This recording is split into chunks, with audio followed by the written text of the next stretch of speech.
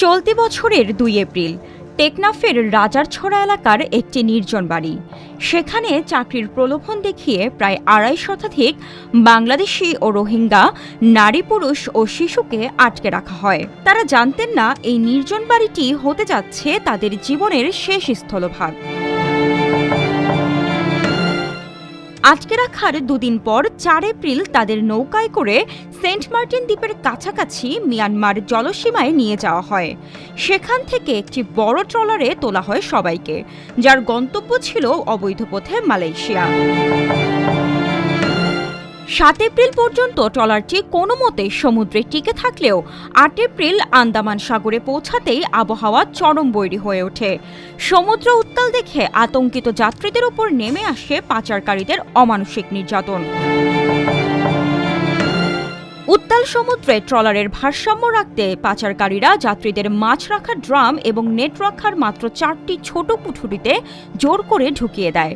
ভেতরে বাতাস চলাচলের জায়গা না থাকায় এবং গাদাগাদি করে থাকার ফলে ট্রলার উল্টে যাওয়ার আগেই অন্তত ২৫ থেকে ৩০ জন যাত্রী শ্বাসরোধ হয়ে মারা যান। এক পর্যায়ে বিশাল এক ঢেউয়ের আঘাতে ট্রলারটি মাঝ সমুদ্রে উল্টে যায়। ২৫০ শতাধিক যাত্রীর মধ্যে প্রায় ৯ জন প্রাণে বেঁচে ফিরতে সক্ষম হন। বেঁচে ফেরা রফিকুল ইসলাম সেই শ্বাসরুদ্ধকর মুহূর্তের বর্ণনা দিতে গিয়ে জানান, আমি একটি ২ লিটারের পানির বোতল শক্ত করে ধরে রেখেছিলাম। সেই বোতলের ওপর ভর করে ২ দিন সাগরে ভেসেছিলাম। পরবর্তীতে বেরিয়ে আসে আরও চাঞ্চল্যকর তথ্য। এই ৯ জনের মধ্যে ৬ জনে ছিল সন্দেহভাজন পাচারকারী এবং মাত্র ৩ জন ছিল প্রকৃত ভুক্তভোগী। এ ঘটনায় পুলিশ ৬ জন পাচারকারীকে গ্রেফতার করে জেল হাজতে পাঠিয়েছে। বেঁচে যাওয়া ৩ জন ভিকটিমকে আদালতের নির্দেশে তাদের নিজ নিজ বাড়িতে পাঠিয়ে দেওয়া হয়েছে।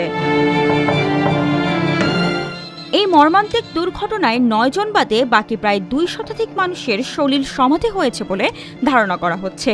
তবে নিখোঁজ যাত্রীদের সঠিক সংখ্যা কিংবা তাদের মরদেহগুলোর পরিণতি আজও অজানা।